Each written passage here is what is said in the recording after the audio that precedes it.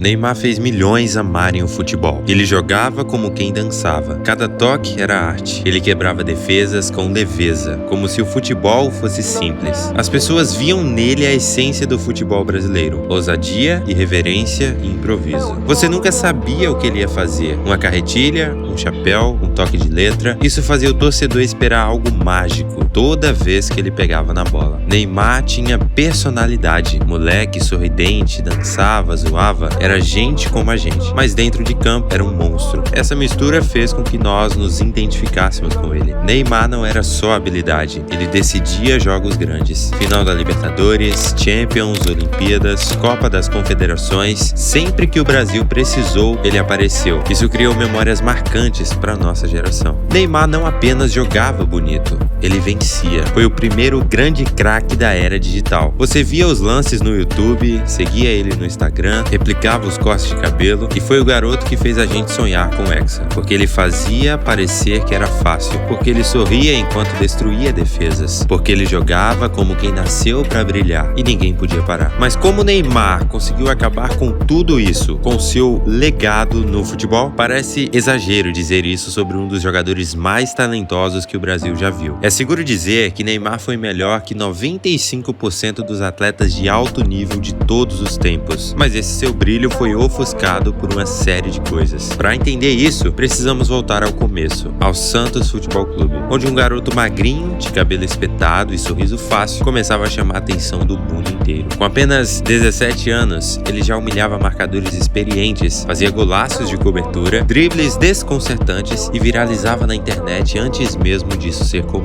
Ele venceu uma Copa do Brasil, 2 Libertadores, foi eleito o melhor jogador da América e virou ídolo nacional ainda adolescente. Era impossível assistir a um jogo do Santos sem se perguntar o que o Neymar vai aprontar hoje. Não dá pra esquecer aquele gol fantástico que ele fez em cima do Flamengo, com direito a Puskás, que pra mim esse ainda é um dos gols mais bonitos da carreira dele. Era 2011, um Santos versus Flamengo eletrizante. E naquela noite, Neymar deixou claro que ele era diferente. O jogo já era histórico por si só, 5-4 para o Flamengo, com 2 gols de Ronaldinho. Mas o que ficou na memória de todos foi um gol do Neymar. Aos 27 minutos do primeiro tempo, Neymar recebe a bola ainda fora da área, dá um toque curto e aí começa a mágica. Ele dá um drible seco, passa no meio de 2 jogadores e finaliza com a perna esquerda, sem chance pro goleiro. Um gol de videogame, um gol de craque. Até hoje, esse lance é lembrado como um dos gols mais bonitos da história do futebol brasileiro moderno. E com razão, foi o gol que consagrou o Neymar com o Prêmio Puskás de 2011, o troféu dado ao gol mais bonito do ano. Enquanto o Brasil chorava o fim da era Ronaldinho, Neymar aparecia como um novo gênio. E naquela noite, com Ronaldinho em campo, quem brilhou foi ele. Se o gol contra o Flamengo mostrou o talento puro, a final da Libertadores mostrou a frieza de um craque em formação. Era o jogo mais importante da carreira de Neymar até ali. O Santos não ganhava uma Libertadores há 48 anos, desde os tempos de Pelé. E do outro lado estava o Peñarol, um time cascudo, com muita catimba e experiência. Mas Neymar não se escondeu. Aos 2 minutos do segundo tempo, Ganso dá um passe milimétrico. Neymar invade a área e finaliza com a tranquilidade de quem estava jogando no quintal de casa. Um gol simples na execução, mas gigante no contexto. O Santos vencia por 2-1 no agregado e conquistava a América depois de quase meio século. E Neymar, com 19 anos, já era protagonista de um título que nem mesmo Robinho conseguiu conquistar.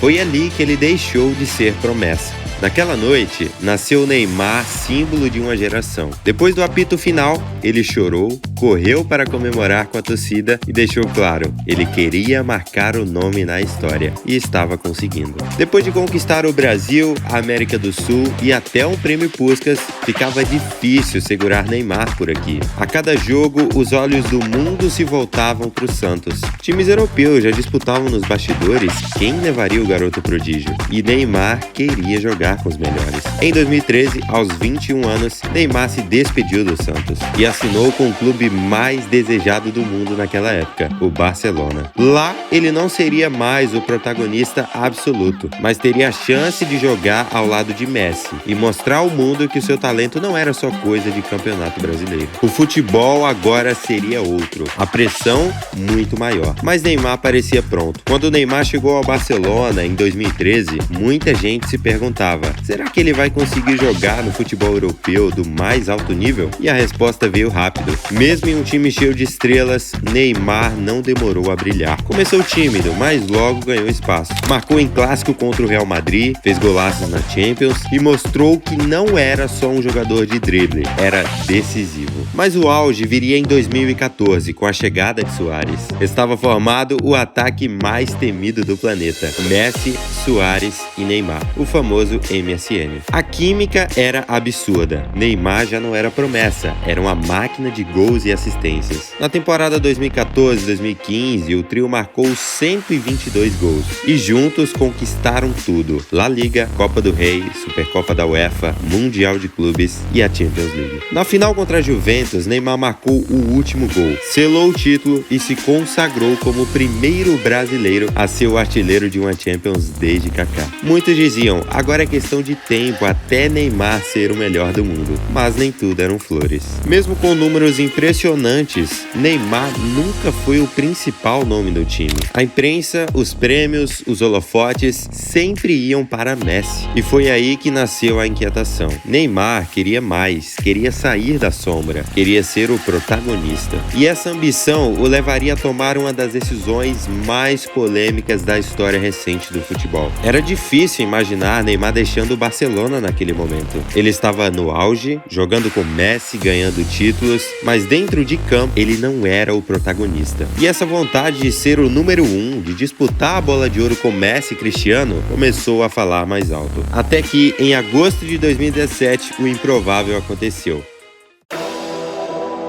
O Paris Saint-Germain pagou 222 milhões de euros, a multa rescisória completa de Neymar. Naquela época foi chamada de a maior transferência da história do futebol. E de fato foi. Nunca um clube tinha investido tanto em um único jogador. O PSG apostava tudo. Neymar seria o rosto do projeto, o cara para levar o time ao topo da Europa, o melhor do mundo. Enfim, o protagonista. E no começo parecia que ia dar certo. Logo na estreia, Neymar deu o show. Gols, dribles, assistências, era como se tivesse reencontrado a liberdade. Ele estava feliz, solto, sendo o centro das atenções. A torcida o tratava como um rei. E em campo, o futebol ainda era mágico. Mas esse conto de fadas duraria pouco. Em fevereiro de 2018, veio a primeira grande frustração: lesão no pé direito, às vésperas do confronto decisivo contra o Real Madrid na Champions. Neymar ficou fora, o PSG foi eliminado e o que era para ser o começo da conquista da Europa virou uma decepção. A partir daí, o padrão se repetiria: grandes atuações seguidas de lesões, brilho em jogos menores, ausência nos decisivos e cada vez mais críticas, questionamentos e polêmicas. O que era para ser o palco da consagração começou a parecer o palco da queda. Mas antes de começarmos a falar sobre a sua queda, vamos relembrar uma das épocas que eu mais me diverti com o futebol: a era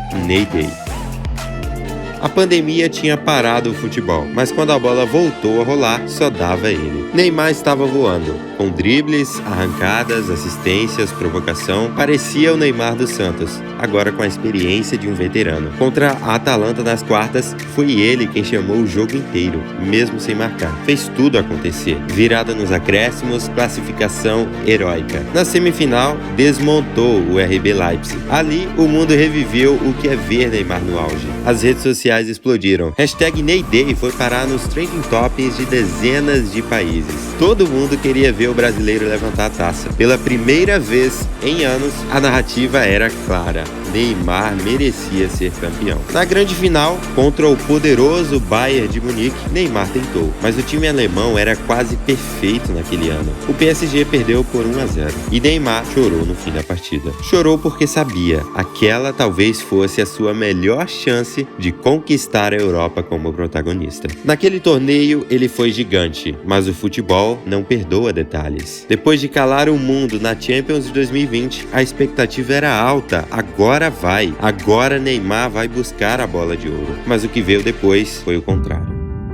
Logo na temporada seguinte, ele se machuca de novo, fica fora dos momentos decisivos de novo e começa a virar rotina. Quando o PSG mais precisa, ele não está. Torcedores começaram a perder a paciência. Jornalistas passaram a criticar mais duramente. E até dentro do clube surgiram os rumores. Será que ainda vale a pena apostar tudo no Neymar? Enquanto isso, fora de campo, Neymar seguia ativo. Postagens polêmicas, festas durante recuperação, polêmicas com a torcida e com colegas de equipe, e a imagem que o mundo começou a formar já não era mais de um gênio incompreendido, mas de um jogador que parecia ter deixado o futebol em segundo plano. E aquele Neymar que jogou demais em 2020, que fez todo mundo postar #NeyDay, foi ficando para trás. Ele ainda dava lampejos, ainda fazia golaços, mas agora eram momentos isolados, não temporadas inteiras. E quando você é Neymar, só lampejos não bastam. Enquanto no PSG Neymar já mostrava sinais de desgaste, na seleção brasileira a cobrança era ainda maior. Afinal, ele não era apenas mais um jogador, ele era o herdeiro da camisa 10 de Pelé, o escolhido para trazer de volta a Copa que o Brasil não ganhava desde 2002. Na seleção, Neymar fez gols, quebrou recordes e por muito tempo carregou o time nas costas. Foi o grande nome da Copa das Confederações de 2013, fez um início brilhante na Copa de 2014 até a lesão contra a Colômbia. Em 2016, liderou o Brasil ao inédito ouro olímpico no Maracanã. Mas quando o assunto é Copa do Mundo, a história de Neymar com a amarelinha se tornou uma cicatriz. A pressão de ser Neymar na seleção nunca foi só sobre jogar futebol, foi sobre representar um país inteiro e tentar não afundar no processo. Após a Copa de 2022, quando o Brasil foi eliminado nos pênaltis pelas mãos da Croácia, Neymar se calou. Sumiu por semanas e deixou no ar a dúvida: será que ele vai voltar? E quando o mundo ainda se perguntava sobre o futuro da camisa 10, veio a notícia que ninguém esperava: Neymar estava de saída da Europa.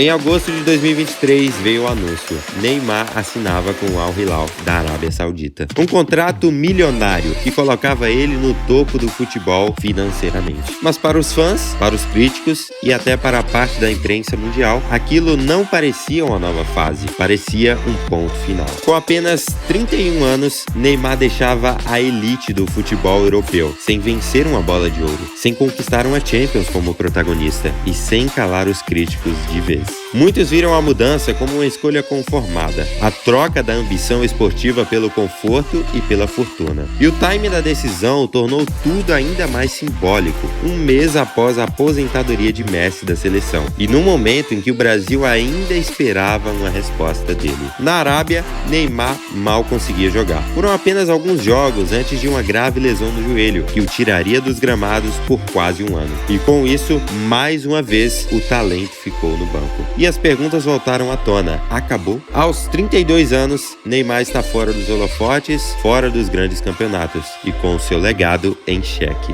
Em meio à recuperação de mais uma grave lesão, Neymar surpreendeu o mundo novamente. Mas dessa vez, não foi por uma transferência milionária. Em 2025, ele anunciou sua volta ao Santos Futebol Clube, o clube que o revelou. O clube onde tudo começou. O clube onde ele ainda era só o menino Ney. Ninguém esperava, nem a torcida, nem o futebol brasileiro, mas aconteceu. Com um contrato ativo com o Al Hilal, Neymar optou por voltar ao Brasil, mais especificamente para a Vila Belmiro. Não por status, não por dinheiro, mas talvez por algo mais íntimo, pertencer novamente. Para muitos, essa volta foi um alívio. A chance de reencontrar as raízes, de jogar onde é amado, de tentar, quem sabe, reconstruir parte de um legado abalado. Mas também levantou dúvidas. Será que ele ainda tem motivação? Será que o corpo vai aguentar? E, acima de tudo, será que ainda dá tempo de mudar a narrativa? Voltar para o Santos não apaga tudo o que aconteceu, mas mostra que, no fim das contas, Neymar ainda quer jogar. Ainda quer sentir o calor da arquibancada. Ainda quer, talvez, dar ao futebol o fim que ele merece. Agora, a pergunta que resta é: essa volta ao Santos é o fim da linha ou o início de uma redenção? Apesar das lesões, das críticas e do afastamento dos grandes palcos, existe uma pergunta que insiste em ficar no ar. Neymar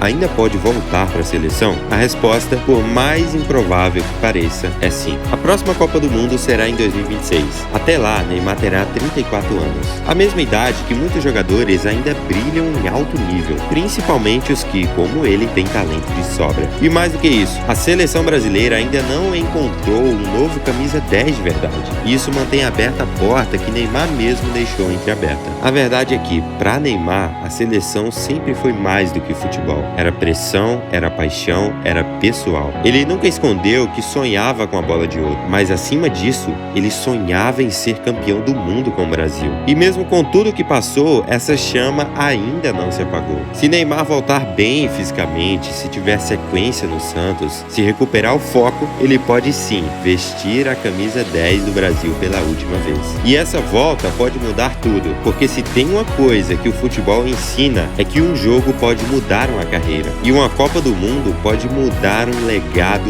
inteiro. Neymar começou como uma promessa, se tornou estrela, depois símbolo de uma geração, e com o tempo passou a ser também alvo de questionamentos. Ele conquistava títulos, quebrou recordes, levou o Brasil de volta ao topo da América e chegou a poucos passos de ser o melhor do mundo. Mas no meio do caminho houve escolhas, lesões, silêncios e decisões que deixaram cicatrizes em sua trajetória. Hoje, Neymar retorna às origens, fora dos grandes palcos, mas ainda com a camisa 10 que o consagrou. Aos 32 anos, o futuro é incerto, mas uma coisa é certa: a história ainda não terminou. E talvez mais importante do que saber se ele será lembrado como um dos maiores, será entender o porquê de tantos ainda se importarem tanto.